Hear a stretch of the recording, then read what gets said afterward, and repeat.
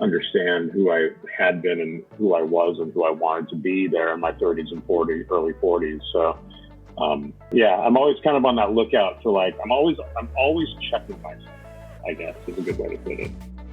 Welcome in to Menfolk Journeys, the podcast of great conversations with men. I'm your host, Chris Foster, and we're going to explore how we wear this beautiful and confusing mantle of manhood in the 21st century. Look, I get it. In public life, a lot of men are knuckleheads. But in private life, we can be thoughtful and we can be reflective if we have the right conversation, if we feel comfortable talking about our story. And we all have a great story to tell. And we can all learn from those stories. We can learn about who we've been, who we are, and who we want to be. And that's why we're going to have this conversation, so we can learn from other men just like us. And in this episode, we're going to talk with my friend Thomas. Tom is a interesting cat who rediscovered his core self kind of later in life. You know, it's a funny thing. Sometimes we get jarred in the course of our young adulthood or early adulthood or mid-adulthood, and it takes some time and some figuring out to get back to our core selves. Like, we get off track from who we were as a kid and kind of who we were in our purest self, and it takes work and effort to get back there. But when we get back there, suddenly life unfolds in a way that is more positive and more meaning and creates this upward spiral. It's about getting back to your core authentic self. I hope you enjoy this conversation. Welcome in to Menfolk Journeys.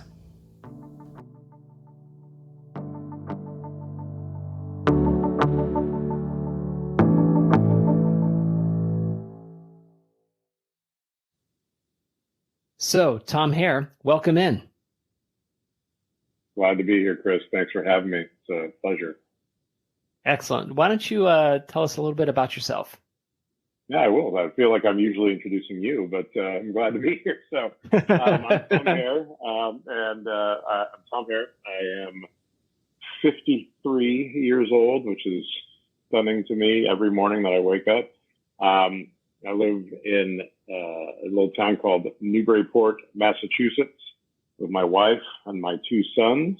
And we've been here for about 6 years after moving from Southern California, which is where I'm a native of. I was born actually in good old Anaheim, California, home of Disneyland and whatnot. Grew up in Fullerton, which is the next town up.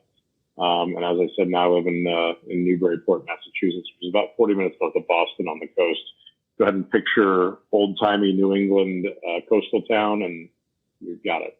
You got it nailed. So I actually run a events and publishing company and a not-for-profit trade association that serves people in performance marketing, which is where you and I connected a few years back. And it's been a great run. Had a long time as part of a corporate-owned business, and now for 6 years with my business partner, we've been operating our own gig, which has been great.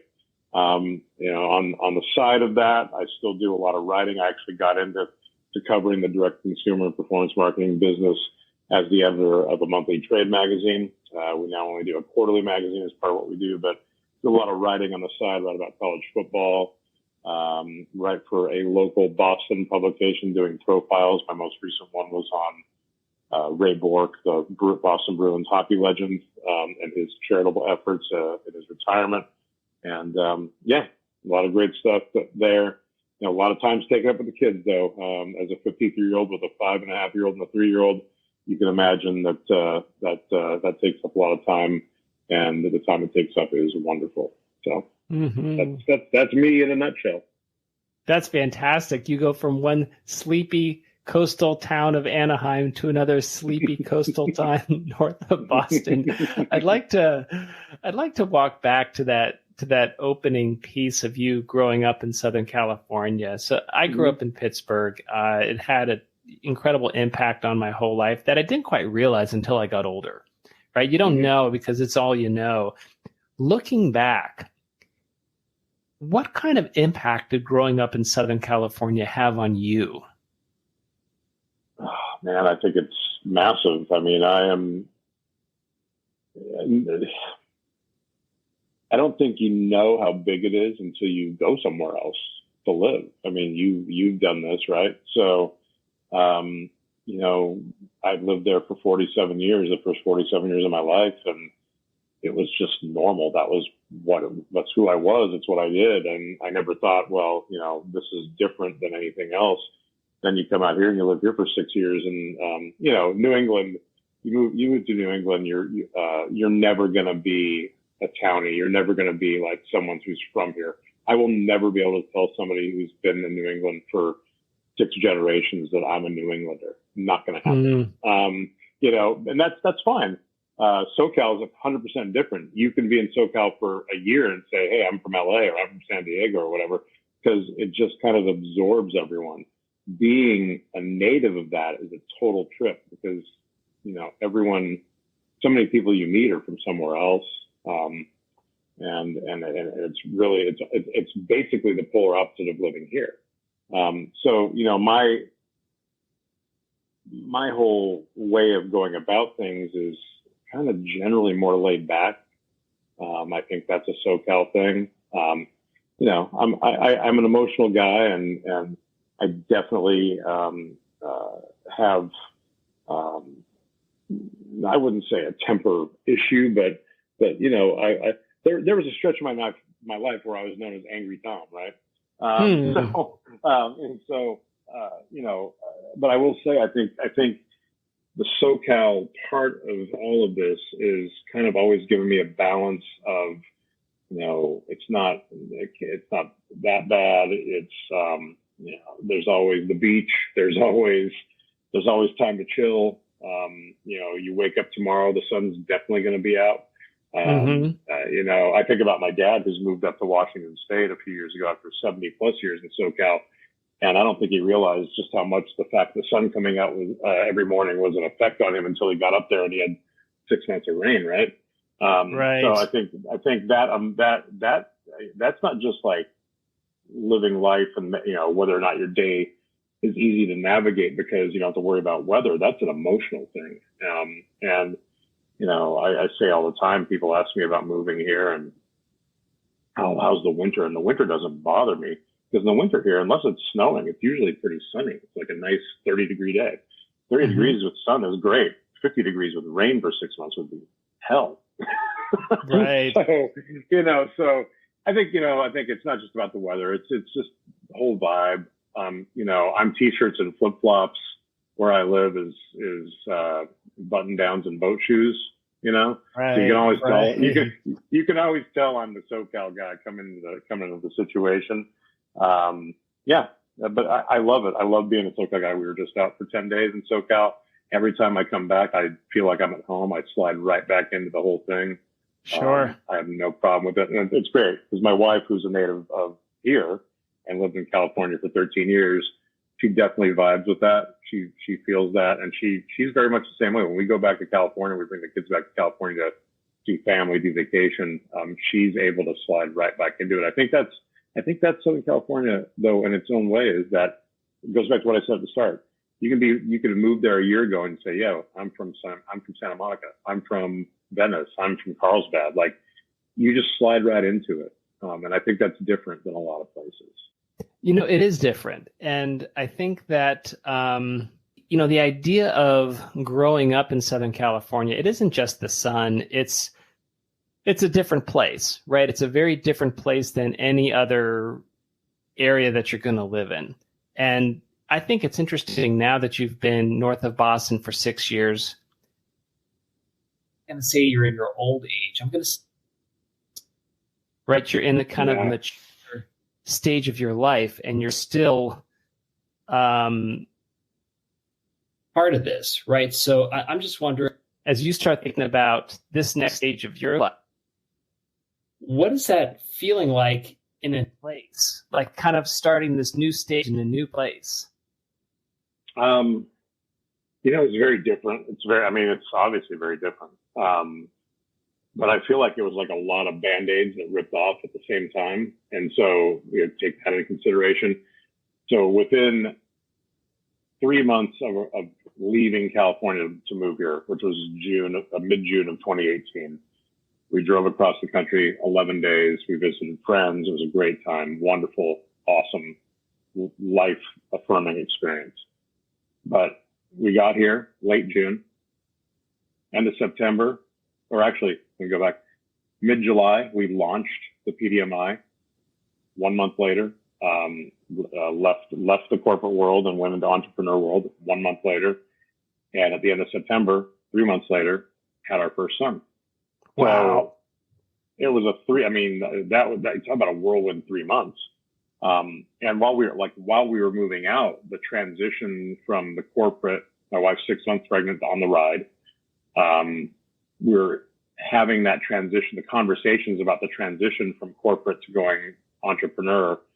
While I was on the road, I remember getting a phone call from my business partner driving through a massive rainstorm in Cincinnati and having a really distinct conversation about one step in the process of us going entrepreneur. So all this was happening, right? And so I think in the end, all of those different things happening all in that same 3 month period, it minimized the effect of just the move, of just like 47 years as someone who grew up in Orange County, lived in LA for 30. It minimized that because you also had the business change and the career change, and then the ultimate life change of having a child. And so it was a big shift all around. When I think back about the differences of, the immediate differences of being here, it's a completely different world. I don't think I ever lived in a house that was like built before 1970, and my house here was built in 1879, right? So, there's just so many differences, but we had so many changes happening that it was probably a year after our first son was born before I really was like, oh gosh, I live somewhere else now, and it's totally different. And the people are different, and the lifestyle is different. And we're lucky because it's a wonderful place to live. I'm still weirded out. And I think this is, again, going back to the start of this, and you being from Pittsburgh, you probably recognize this too. It's extremely Anglo white here. Yeah. And as somebody who grew up in Southern California, it's weird sometimes. It's just I want my kids to experience more than this particular part of this. Not that it's bad. It's great. The people are great. Our kids have great friends. We've met great families. It's wonderful, but it's just not, it's not the kind of diverse, everything all at once type of vibe that you get in Southern California. You go out in Southern California, you leave your house and you never know who you're going to run into, where they're from, what their story is. Here, it's not quite that. Right. My girls went to a public high school in San Diego, which is it's a performing arts school, but it's an audition only performing arts school, but it's a public school. Mm-hmm. And one thing we loved about that school, Tom, is that there was not a single ethnic majority at the school. Right. Mm-hmm. Very diverse. And that's what they're used to growing up. I think, though, I want to get back to that confluence of change for you. I think that's really astonishing where you're in your maturer years where there's almost a sense of where a lot of people, okay, now I'm going to kind of coast into this next part of my life. But you actually ended up having almost like a restart of life. It's almost like it I'm not going to say born again in the sense of a religious sense, in a religious connotation, but you were born again. You have a new career. You have a new place that you're living, which culturally is totally different. You are embarking into fatherhood. That all happened at a single moment. And it might have been the best thing instead of these gradual transitions over years for all of it to start so that you actually have a brand new life. It's like you shed a previous skin and then you started a new life. Right.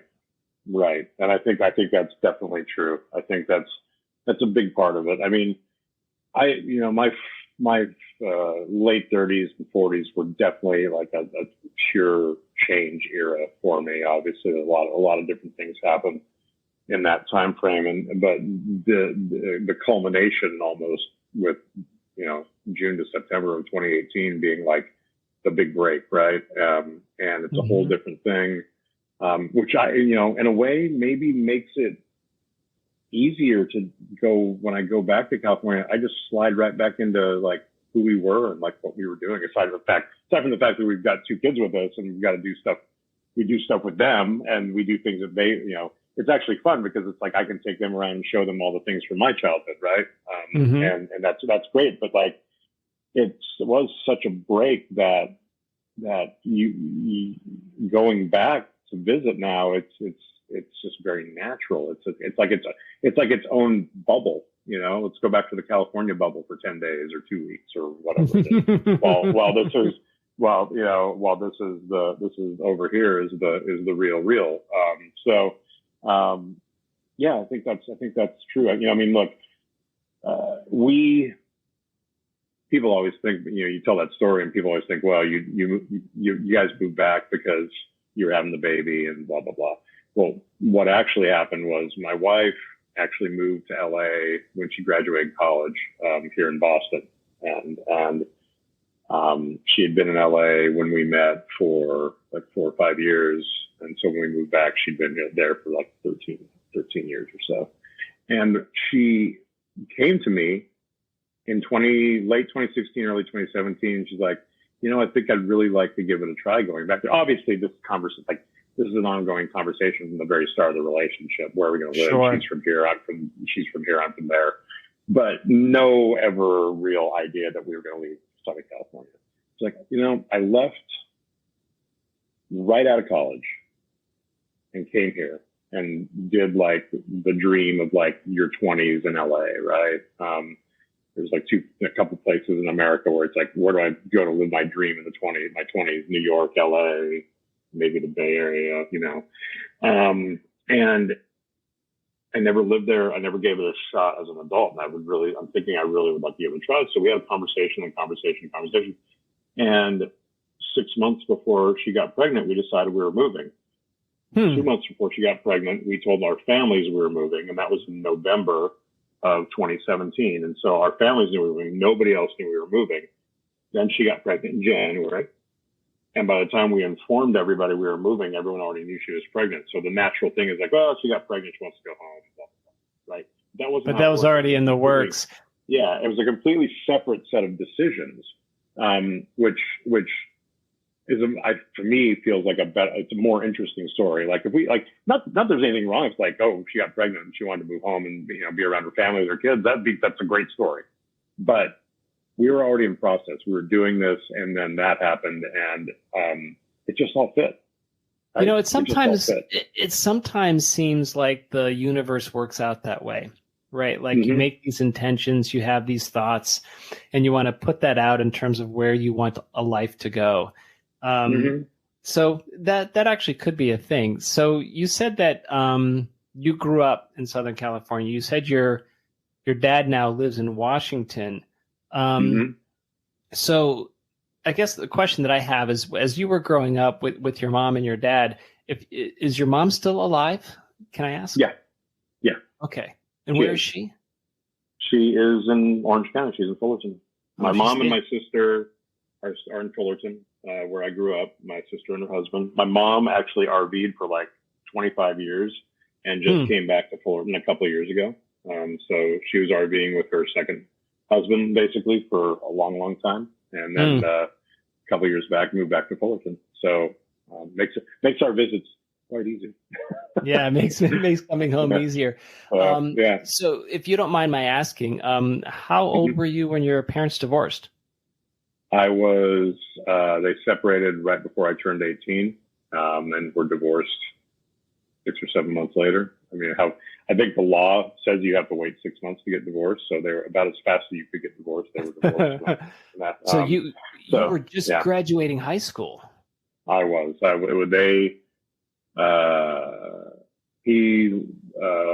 They separated. My dad left for good probably, I don't know, 3 weeks before I graduated high school. Mm-hmm. Yeah, so that was a crazy time. Obviously, I feel like my sister caught more of the brunt of all of that. She was a sophomore in high school at the time, and I think, she was there with my mom, and I was there too. I lived at home still for another couple of years, but I was really at a point where it's like, okay, you got to go do life now, right? Where my sister was kind of stuck in the middle of all that, and I think it was tougher on her than it was on me. If you look at it from the perspective of now. Yeah. But still, it was no great shakes. That's for sure. I mean, I was planning to go to a college and had a partial scholarship, and we were working on the financial aid. And when my parents separated, all that got blown out the window. It was like, okay, you're paying for school now. Mm-hmm. And you can't afford this school now. So you grew up in Fullerton and you applied to Cal State Fullerton as a safety school, and now you're going to Cal State Fullerton for a couple of years. Sure. That's what happens. You're not the first guest that I've had that has had a kind of a late adolescent divorce. So my folks split when I was 5, so I really didn't know a home life that was a married home life for my parents. I had one guest, Lars, who, very similar situation, kind of late high school. His sister was younger, kind of caught in it, but he was out.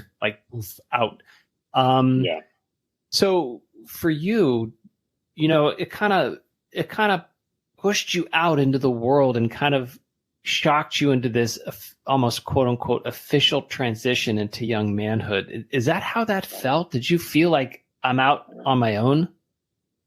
I mean, and as much as an 18-year-old would, yeah. I mean, like, you have that weird bravado. When's the first time you thought you knew everything? Like, what? That you'll own up to? Your parents will tell you it was like 3 or 5, because I'm in the middle of that right now. But realistically, like, the first time you thought you knew everything was probably sometime in high school. You're like, I know more than you think I know. And I think that level of bravado was it probably sucked dealing with me, like, from a personal, like, relationship perspective, but like, it also helped me at the time just like push out and be like, okay, I know what to do. Right. Even though, like, I had no freaking clue looking back. I mean, I navigated it. Right. But I think there's a lot of bravado at that first point. Like, okay, I'm going to go do this. I'm putting myself in a school. I've got to figure out what I'm going to do. I hated being at Cal State Fullerton. All of my friends went away to the schools they're planning on going away to, right? In different states and different places. And I was at home. All my closest friends, I had friends still that were around. I was lucky enough to have the basketball coach. I played basketball in high school, and he wanted me to help out with the basketball team. So I was able to help out with my old high school's basketball team for a couple of years, which was very grounding. And felt good. Felt like a home for me, right? Coaching helping coach the JVs, helping out with the varsity and stuff. It was great. But there was a lot of soul searching during that time. Had my first real girlfriend that came along like about a year after my dad left, towards the end of my freshman year of college. Latched onto her like really heavily, as you might imagine, given everything else that was going on. Sure. We had a good couple year run there, and during that run, she was very helpful. She was a big inspiration. She's like, you want to be out of Cal State Fullerton? Then apply. Go, like, try to transfer into where you wanted to go. You saved yourself 2 years worth of money by going here. I mean, at that time, Cal State Fullerton was like going to JC. Like, as far as cost, it was so cheap, right?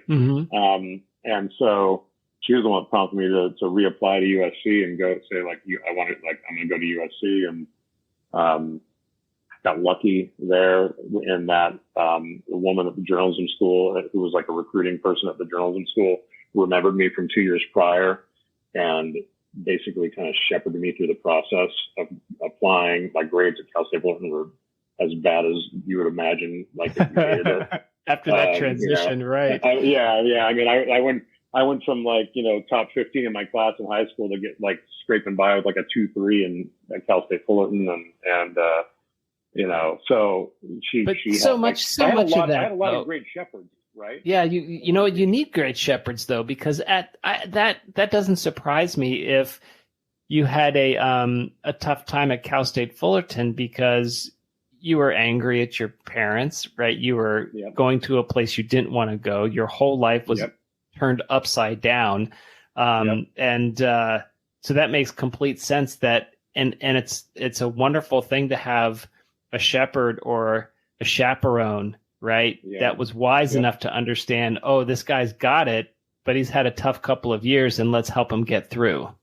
Yeah, exactly. I think that's a very important thing, and I think that helped me understand that value very early on. And I've always been big in like a mentoring, and big on mentoring, big on co-mentoring. Mm-hmm. Like it doesn't have to be like a higher up to someone new or whatever. I think co-mentoring is a really interesting thing where it's two people who might be at the same place in their journey, but like generally speaking, but having different experiences doing that. Like, so I think that's been very important. But I will say, like, the bravado I had in that 2-year period made me probably personally like a real jerk, because like I was angry. I was not happy with anything that was happening, except for maybe the girlfriend that I got in May of 90. And so I was an unhappy, angry person, but probably trying to mask it by being like, I'm good. I'm good here. I'm taking care of things. Yeah. Right? You know what? Isn't that natural? Right. Mm-hmm. At moments when we're most insecure or most afraid, we become total assholes. Yes. And I believe this was the start of the Angry Tom era. There's no doubt about that. Mm-hmm. Like this happening was definitely the start of that. And it went in waves for a number of decades. But this was definitely like the starting point of where like I carried around a lot of anger and cloaked it in an effort of like coolness and smarts and all of those things, right? And I'm not that cool, and I'm not that smart. But you know what? Isn't that part of learning to grow up? Isn't that part of it? And I think that the question is how long that hangs around, right? How long does that anger hang with you? And how can you, finally grow up and move out of that? I think that's the question of that maturity and that manhood, where can you move past the shit that you couldn't control and be the person that you want to be, and create that space between the shit you couldn't control and who you want to be and where you want to go. Correct. And that when you figure that out, all of the bravado and all that stuff just fades away, because you don't need to be this person. You're just you finally. Right. So that's that. And honestly, sometimes I feel like, I couldn't tell you, like, I haven't done enough, real personal investigation on this, but sometimes I feel like you get tired of the bravado and the facade. And then that's the thing that gets you to go back over to the anger side, rather than trying to lose the anger and then realizing you can lose the bravado and facade at the same time. It can go either way. Yeah. I've done a lot of work. I mean, I've done my own personal work with, doing counseling. And I've been out of that now for probably 10 years, but I did a good long stretch there that really helped me understand who I had been and who I was and who I wanted to be there in my 30s and early 40s. So, That's I'm always fantastic. I'm always kind of on that lookout for like, I'm always checking myself, I guess is a good way to put it. We'll be right back.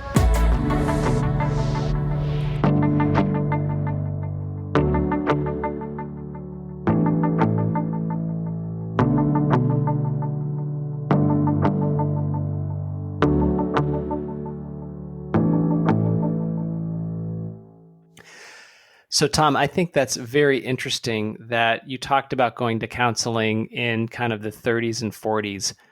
And you're now a more mature guy, kind of, I would think, and you can tell me if I'm off track or not, but going through that counseling, I think might have helped you transition from one kind of man into the another kind of man. And this new kind of man was actually closer to who you are as your core without all the garbage that happened that you upon when you were growing up. I think that's fair. Is that fair? I think, let me touch really quickly. Our childhood up until my dad left was just outstanding. My parents did they made our childhood wonderful. You know, my dad was a mailman. My mom only started working when I was 11. I was 11, and she worked part time. And like they rented a house in a nicer neighborhood, so we'd go to a better school, right? They were never going to like make a ton of money, but they sacrificed to make sure that we had everything. So let me say that first, because like a lot of who I am comes from that. But yeah, a lot of who I am comes from the work that was done in the 30s and 40s. And unfortunately, a lot of that work came at the expense of people who were in my life who are no longer in my life. I got married and I got divorced. I got married at 32. And then divorced. Around 39, 40. I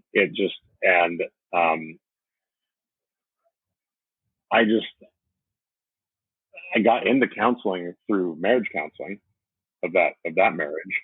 And then I started, and then I was getting stuff out of that, and I was like, I want to do my own. And so I went to my own guy during the process. I was also doing marriage counseling. And it worked for me because I just could just let everything out. Right. I'm very close with my dad, very close with a number of people in my life, but you can be very close with people and just not be able to say things that you need to say, and to let things out you need to let out. And so that was a huge thing for me. Was able to do that and look back on the breaks in my life. The first big break being the divorce of my parents. Then another big break coming like after college and realizing I was not going to be a broadcast journalist, which is what I had wanted to do. But I just had to make life decisions that were going to take me away from doing that because of where I was in life and financially, emotionally, and all that. I had to go do. To survive. I had to go do other things. That was another break. And then, meeting my first wife was a great thing. But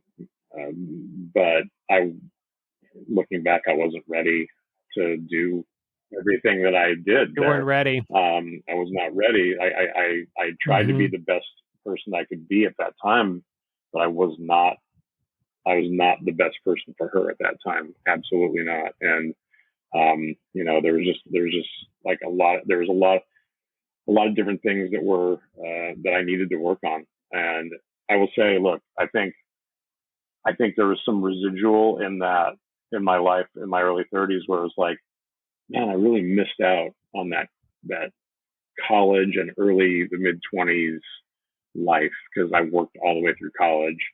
I put myself on financial aid. So like doing financial aid at USC is like having an additional class every semester. Like because you've got to go. Yeah. There's 17 times you got to go to the financial aid office to sign a paper or get something else done or whatever. And so like, and you cannot fail that class. No, you cannot fail the financial aid class. And then I got out and I immediately, I had a job, which was great, but there were like those first job out of college working for a PR agency as like an account coordinator. It was 1994. I was making $3,000 a year. You know, Mm-hmm. and no assistance. And had a, sharing like a cruddy apartment, on the west side. And, I mean, so I think like I had a break there too in like my early to mid 30s where it's like I missed all that. And now everything in my life has settled in. I've got a great job. I've got everything going on. And I was just a selfish asshole. And I'm like, I want to go relive this part of my life right now. And I'm like, Hmm. I'm going to go do this. And the job, the travel gave me the opportunity to like go out and party, like, and like hang out and have fun and do all these different things, in different cities. Like I mean, all great stuff. But it was just like, then I'd try to come home and square like wanting to do all that with like, now I'm home and I have a wife and we're trying to have a baby and this all feels confining and whatever. I mean, it's like, I sound like a dick because I was a dick. Right. Right. Um, Mm. you know, Yeah, you know what? But I understand. yeah, I understand a lot of that, though, right? I mean, I understand that on that cusp of young adulthood, you, in your vision of your next steps, yeah. you're off to USC. Your parents are married. The home is all there, and you've got this plan, which is completely torpedoed by Hmm. something you couldn't control, Hmm. by outside forces. Um, then it's quote unquote, I'm in a situation that my parents put me in. I've got to go to Cal Yeah. State Fullerton, blah blah blah, right? And you right, and you get this chip, you get this. I'd be Yep. doing something Yep. different if, Yep. right, if that didn't happen, my life would be here. And even though you don't try to think about that, there's no human being that I know that Yeah. hasn't had what if thoughts. Right. What if this, or what if I Right. could, or maybe I should, and then to kind of force yourself into this career that you're supposed to have in your 20s and 30s and a quote unquote life you're supposed to have. You're supposed to get married, I'm supposed to move on, but you No. hadn't yet resolved No. those things, No. Not at all. That so yeah. right? That That emotionally, makes that sense. number one emotionally, and then number two, navigate like, I'm gonna be honest. By the time I was 30, I was having basically been tossed out on my own and like from a financial perspective at 18. And like literally, like I remember having weeks where I had like $2 in my bank account on Tuesday, waiting to get paid on Friday. Right? I mean, I haven't had a hard life. Let me say that I have not had a hard Mm-hmm. life compared to a lot of people. But like that grinds on you, and I feel like, I'm going to go back to something that was talked about on a recent episode of our webinar series that we work on together. Um, I was forced into a life that was all about tactics, not strategy. I had no strategy really from 18 to 30. Everything was reactionary. It's like, okay, I got to survive. I got to survive for the next Right. 2 weeks, 5 months, year. I got to make it to the end of this lease and move. I got to find the next job. It's like it was all tactics. It was all like, what's next? What's next? There was no strategy to my life at all, at all. It was just, yeah, there was Right. no No planning. There was no planning. like, and I will say that my first wife, she was living a plan. She was living a plan, which was, I mean, great, great for her. She was living a plan, and I was not living a plan, right? And so when we got married, Hmm. and then we started trying to live a plan together. My back got up probably a little bit, and was like, "Ooh, what's this like actual plan forward thing? This is weird." And at the same time, I was like, oh well, I missed all this stuff back here because I was literally living day to day, like trying to get to the next thing, right? So yeah, Yeah, yeah, so you weren't ready to plan. We've been consulting with this. So anyway, I've been reading this guy. His name is Brandon Dawson.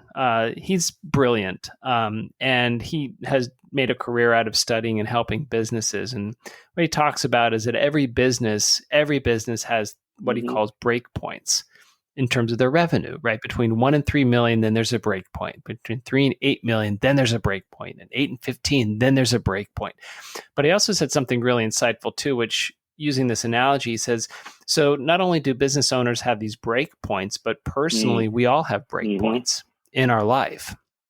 And it was interesting because you had just mentioned just that, right? You had mentioned that you had these breaks, right, like these moments where you can see and look back, like these pivotal places in your life where either a setback or a break point or whatever, but a major transition like happened. And so now, so I get all of that, and I understand how you can look back at that Tom of the 20s and 30s, and you're like, dude, you were an a-hole. But I would hope that you have compassion for that Tom because you understand. I do. Why. I think that's the thing. Like going back in the timeline of it. Like, so then we get to me, and I go into the marriage counseling thing, and then I get my own counseling, and that's where I start getting all of what I have now, which allows me to look back on it and know, man, that was bad. This was wrong. And it's not bad or wrong, but it's like, that's not who I want to be. That's not what I want to be. But also, like, man, I think back with like my best friend, like in 1993, and that was like that whole year. It was a crazy year. I was like going to be graduating college, and we were like living, hand to fist, and it was like that time, that age 22, and you're just doing like all this crazy stuff, and it's like I look back on that, I'm like, man, that was awesome. That was such a great time, even though we had nothing like beyond whatever it was. Like, we spent our last $25 on a ticket to see Nirvana, which thank God we did, because so yeah, you can give yourself that grace to look back and remember the great parts of it, right? But it's at the same time, it's I feel like my first wife, and I'm glad that she is, as I know, is remarried, and I believe she has a couple of kids, and so I think she's doing great. But I still feel like a sense of like, man, you got the worst of me, and that really sucks. In a lot of ways, and I am a much better person now. Angry Tom can still pop up every now and then, just because the world is a crazy place. But going through counseling, meeting my second wife, having the kids, all of this happened at the right times for me, right? All of this flow since like the late 30s is, and it's I'm able to help plan it out now. Nothing of it was a plan at the start, but it's become like it's become this timeline that you can see going forward from here, right? And that's very important. Yes. And I will say that the grounding of the relationship with my wife, the grounding you receive, if you don't get grounded by having kids, I don't know who you are, man. Because like, no, you're not paying attention. That is true. Like, but it all started for me with that counseling, and counseling is not for everyone. It isn't. But if you think it might be for you, you go do it, because if you find the right person, you're going to get so much out of it, right? I mean, it can change everything for you. So. Yeah. Well, and it changed your life. I mean, to me, I look back and just listening to your story and listening to your journey, I'm a believer and a proponent of having multiple lives within a life. Also think there are multiple lives outside of this. That's another topic for another discussion. But the idea that you go through these life-changing events, people call it, and it's kind of a cliche to say it, but in the truest sense and in the purest sense, your life does change. You have a brand new life, right? And talking about that story of building up to that moment between a handful of months, like July to September, moving, baby, new job, new life, new Tom, Tom with a plan, right? Because you can't not have a plan, right? Now that you've got these kids, right? And so I think that it's almost as if your whole life was, you prepared for that moment to get out all that stuff out of your system, so that you could walk into a brand new life, prepared and confident to meet it, without the bravado, right? No bravado, but just a quiet confidence that you can move into this next life. It's real confidence, first of all. real confidence is quiet, right? Um, and so Mm-hmm. that's a big important thing. Real confidence is quiet. You don't need to show. There's nothing you're trying to mask. There's nothing you're trying to cover for. You're just like, okay, I can do this. I want to do this. This is where I'm supposed to be. This is what I'm going to do next. I mean, that's the whole thing. You don't have to show it off. Our business. Like I'm just talking about the business. So you just do the math. We Mm-hmm. launched this business in July of 2018. What happened 20 months later? So yeah, You're in an I'm, event business and you hit yeah. COVID and you can't have In the events. in-person events business, and we can't have events. But and a lot of this thanks to this definitely goes to our members and the people who are invested in what we do and all of those things. But we survived it because we didn't panic. We had, formulated a plan. We changed what we offered, much thanks to you and one of those big circumstances. I thought I was getting out of the webinar Mm-hmm. business when we got back into in-person events, and we just doubled down on it, right? And so Yeah. we couldn't have done that without a level of confidence and a lack of bravado. Bravado would have killed us in 2020. But like, Right. we're awesome. This is great. Oh, we'll have an event. Mask up. We're having an event. That would have destroyed us, right? But it's Yeah. about knowing what to do. So from that perspective, from a business perspective, it paid off there. From the personal perspective, that shift, like I would have never thought in a million years I was qualified to land my wife, the mother of my children. I what do they say? Yeah, I leveled up. You leveled up. I outdrove I outdrove my previous long drive by a long way. I Mm-hmm. and I could not have. We wouldn't have worked if I hadn't made the changes that I had made. Right. See, that's the thing. She found you at a Mm-hmm, more authentic you, right? And you were different. You were more like your mm-hmm, truest, purest self, because you mentioned that you had mm-hmm, a really happy childhood. My hunch is that you were a mm-hmm, really happy child.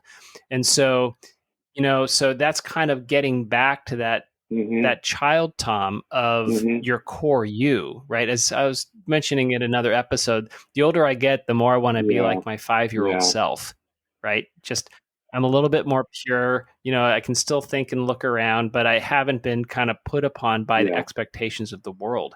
And so she found you at a time when she could see you for Right, you, which is awesome. You're ready to see someone who would see right. you, right? Because you were ready for that mature and a more Mm-hmm, soulful experience. And it seems to me, Tom, that this maturing of Tom all in a flash benefited everything, right? mm-hmm, That benefited your business. You were mm-hmm, ready for a marriage, and you're mm-hmm. ready Yeah, for absolutely. I mean, fatherhood. I think the big, just with her, the biggest thing that she brought into my life was her grace. Like I'll never forget my dad, like maybe Mm. 6 months after meeting her for the first time, said, "You have hit the jackpot, my friend, and you would be crazy to ever lose this. She brings grace to every situation." Um, and that's not to say that things don't Mm. irritate her or bother her or upset her. She just knows how to get through those things. And when she doesn't know how to get through them, she's just an open book with me, and we can talk about it. And that helped me so much that educated me, right? I'm that, yeah, Yeah, the it's a gift of gift. her grace was like a massive, it was like the final piece in the puzzle in the rebuilding of what you make a good point about going back to young Tom and like the happy childhood and all that. She was like the final piece in the puzzle of rebuilding that version of me, or as close as you can get to that version of me at what was age 40, 41, 42 when we were first kind of dating through, right? Um, so yeah, I mean, huge, huge, yeah. Wow. That's wonderful. It is, and again, the universe conspires for you sometimes when you are ready and putting it out there, the Mm-hmm, universe will be ready for you. And what I'd love to talk about, you mm-hmm, now as a mature parent. You mentioned yeah, those young boys, and so you also mentioned how mm-hmm. close you are with your dad. So I guess a question that I have for you is, now that you have your own sons, has your own sonhood changed? Yeah, yeah, I think so. I think you really like you always know you always on a level like that base emotional level know if your parents are quote unquote good parents, right? Like that they care, that they're there for you, and not everybody's lucky enough to have that, right? But the human instinct is strong, and you know what you've gotten from your parent on that basic level. But I don't think until you actually have a child of your own, let alone two or more, what that really looked like from their eyes, from inside of them, um, as it was happening, right? You just don't have any until you see your child for the first time. You don't have any idea, right? And that's for every child. We have two, Hmm. and the experience of our second son being born was as powerful as the first. It's a new person. So Yeah. understanding like that has definitely I mean, you know, it's been tough because we moved away. Then my dad moved up to Washington. It's been hard. He comes down to California a lot, and tries to. So oftentimes he'll time it out with when we're coming out there to make it easier for the visits to happen. But and then Of him, course. he and my aunt came back here like 6 months after, around now like 8 months after we moved here, like when our first son was like 4 or 5 months old, for 8 days. And so, but it's been tougher because, we were always able to get together whenever we wanted for my whole life, get lunch, go to a game, whatever. Right. And that's totally different now. Right. But the respect level for what my dad and my mom too did in, in dealing with us kids, my sister and I, is massive. And to know that they did it when they were in their early 20s, and I think about who I was, what kind of a mess I was in my early 20s, and they were doing this in their early 20s, and I'm like, my second son was born 2 weeks before I turned 50, and so when my dad turned 50. Let's do Right. this math. When my dad turned 50, I was 27, right? When my mom turned 50, I was 29, Wow. right? So to think of them, And you turned yeah, 50 and your son was so born. yeah, so yeah, it's crazy. So to think of them doing what they did at that age and doing it successfully and creating two capable human beings, myself and sister, it's It's a incredible. marvel, right? I think that's I think that's so interesting, the dichotomy of, having a father who is a younger father and you now are a more mature Yeah. father. Um, do you talk about that with him? Like, I mean, you guys have this, clearly you're close and you've got sons. Do you guys have, and when you Yeah, see each other, lean into those we've generational connections discussed it of briefly. I was hot to have a kid when I was young because I thought that was one of the main reasons that my dad and I were so close. Was our closest in age, right? You know, um, and the closeness that Mm, we had within like pop culture and things like that. Like, I mean, we've been to a zillion concerts together, bands that we both like, right? hmm. And all that stuff. It turns out I think that was definitely a factor for us, but it's not the biggest factor. I look at it now and I'm like, you know, I I connect with my like connecting with a 3-year-old is still just a lot of laughs, right? They're still in that space, and I mean, he's a Yeah. wonderful boy and everything, but the 5.5-year-old is going to be 6 in September. You're starting to have some semi-real conversations, right? And he's got lots of his own opinions Mm-hmm. on things, and it's like all the. And so I'm seeing as I do this, it's like, well, we like this. We both like this song, and we both like this thing. We like, so it's like maybe that time and that timing of 22 years between my dad and I wasn't the factor. Maybe it was just us having a good relationship, right? Maybe it was just my dad. Maybe it's just my dad Yeah. working at having a good relationship and me being open to it as a child, right? So I think that's that. Yeah. I'll tell you what, Chris. There's no way that they were as tired as I am in their 20s with me being in my 50s. But other than that, I think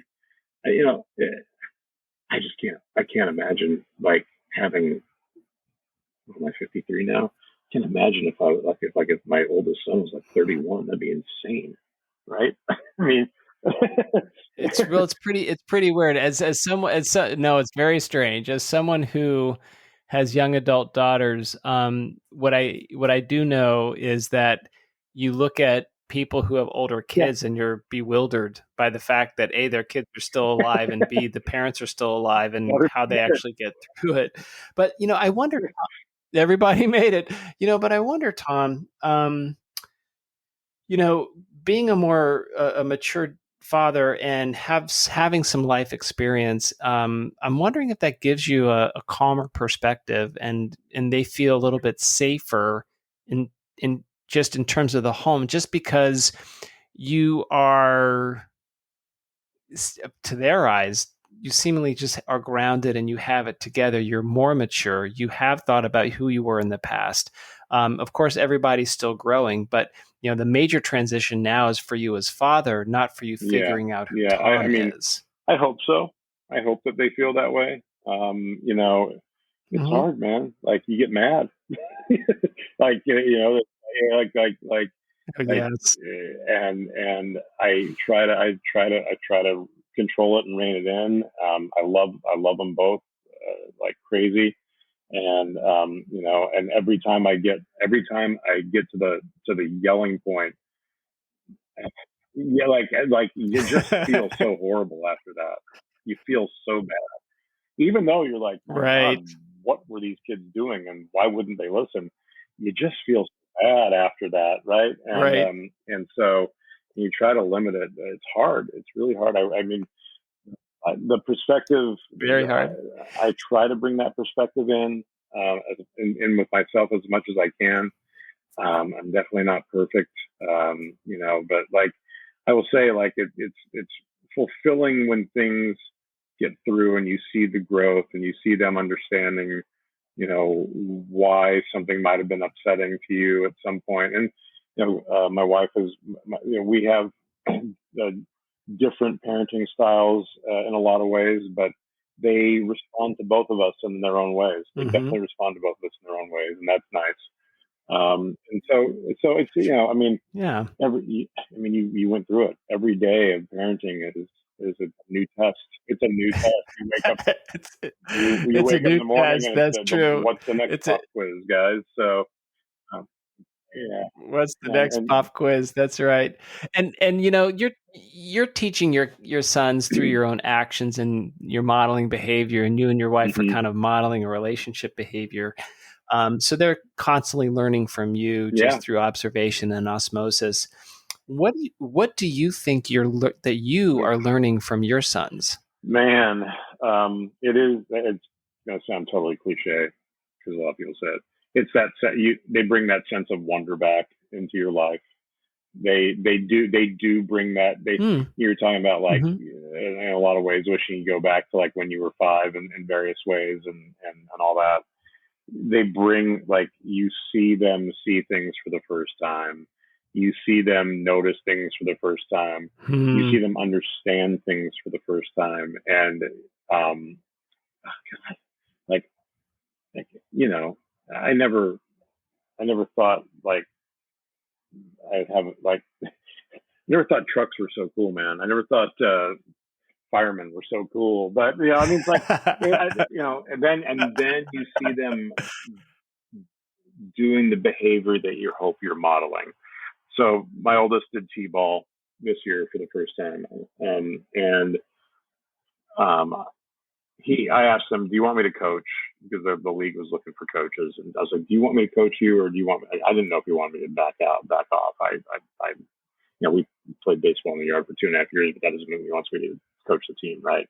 He's like, "Yeah, I want you to coach. So go out and coach." Mm-hmm. And I was worried because he is advanced for 5.5 years old baseball, because I've been throwing him pitches since he was like 3. It's just what he likes to do and what he wants to do. And he's but he's also very competitive. Sure.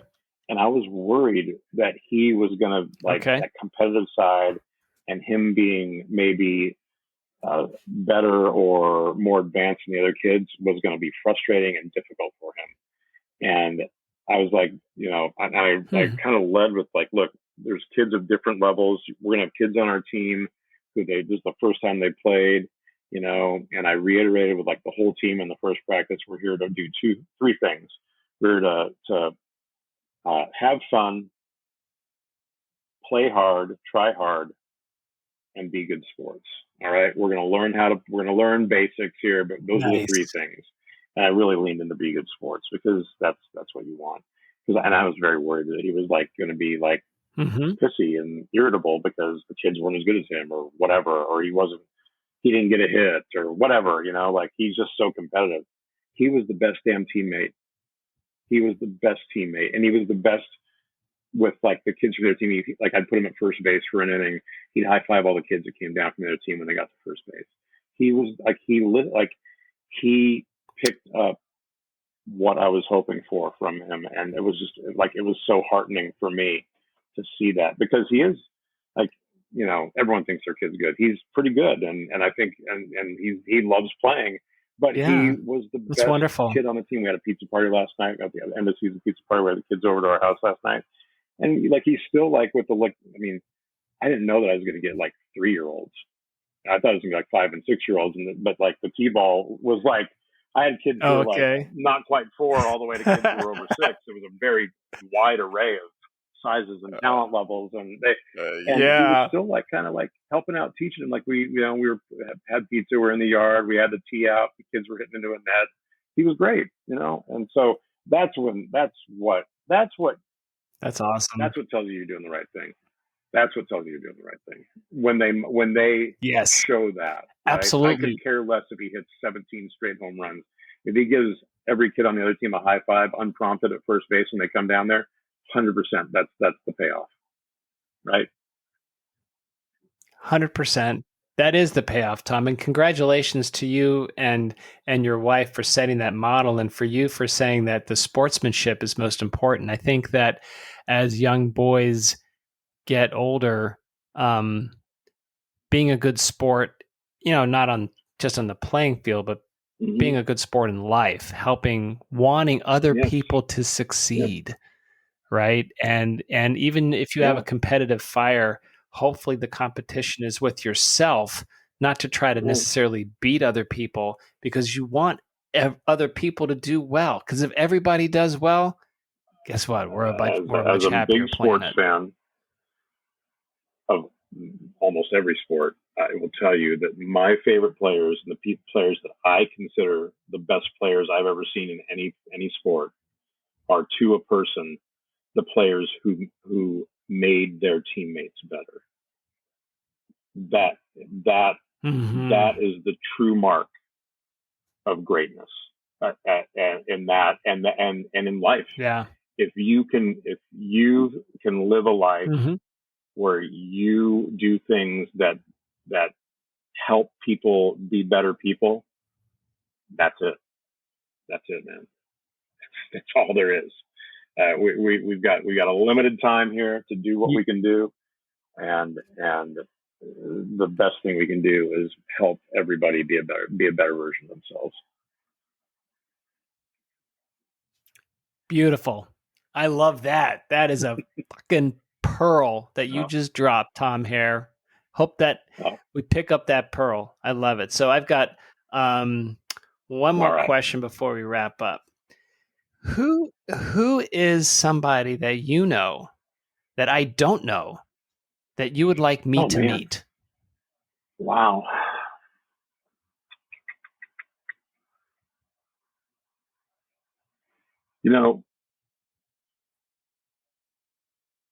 I have a friend here in Massachusetts who I actually grew up with in Orange County.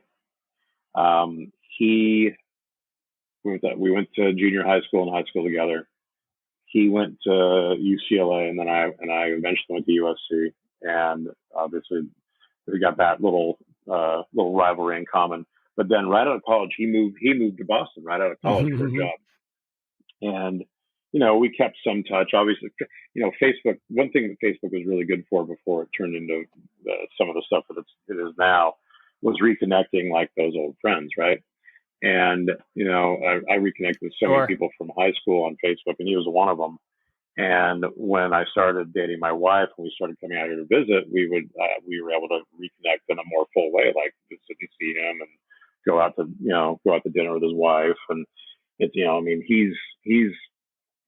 he's where everyone else our age is, which his kids are both in college, right? Actually, I think one of them just graduated. All of my friends have kids in like high school or college graduates. All my wife's friends have kids our age because my wife is 11 years younger than me. But that's hilarious. He is one of the most.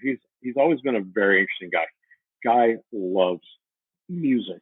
He goes to shows still, and his wife is a saint because she's like, this is what makes you happy. This guy goes to like show after show after show at club after club after. He's a big rock music fan, and he goes to shows like we're still in our 20s, and it's not like he'll go see big acts, but like he loves new music. He's like he's always interested in what's new, what's next, all that stuff.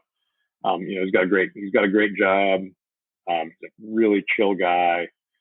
Really fun guy. I'm so glad we reconnected.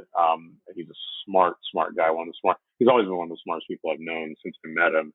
And he's just a super guy. And his I would love to hear at some point his deeper insights on fatherhood. We've talked a little bit about him having the older kids, but like his insights on fatherhood, I think would be a great value. His thoughts, like how he, like what role that interaction with new music plays in his life, like personally, emotionally, how that carries him forward with how his kids, he's got his kids in the music, and and then like how that helps his relationship with his wife and all those things. I think it'd be a really interesting conversation, honestly, if you do it. But yeah, he's an interesting cat for like a dude who's like basically, works a regular old white collar, high-end white-collar job and in his early 50s, right? So, yeah. I'd love to meet him. Everyone's got these private inner lives that might surprise others. For sure. That's cool. Well, Tom, you are amazing. This was wonderful. I really appreciate you sharing your journey with us. I know that we learned a lot. I know that I learned a lot, and I hope you enjoyed the conversation. And thank you for the time. Thank you for inviting me on. Really appreciate it. Hope I wasn't too boring, and hope people don't remember the angry Tom portion of my life too much. No, quite the opposite. Your journey is so terrific and those pearls you dropped at the end, it's exactly why we're doing the podcast. Thank you. You are amazing. Thanks, Chris. And this was a great conversation. Thank you. Thank you so much, my friend.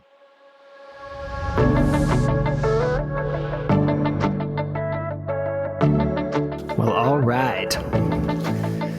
Thank you, Thomas Hare. Thank you, Tom.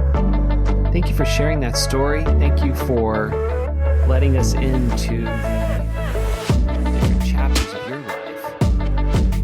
And I love the way he realized that he had a significant moment when he wasn't the self that he wanted to be. And he wanted to be the man that he could be inside of that he knew he was, but he just lost that way. He lost himself. After his parents split in his 20s and 30s,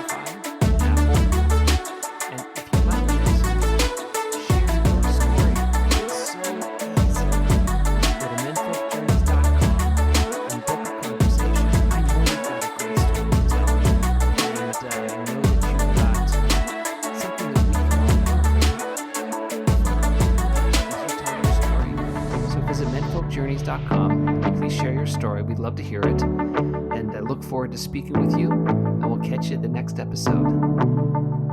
Weird Bitfalleride.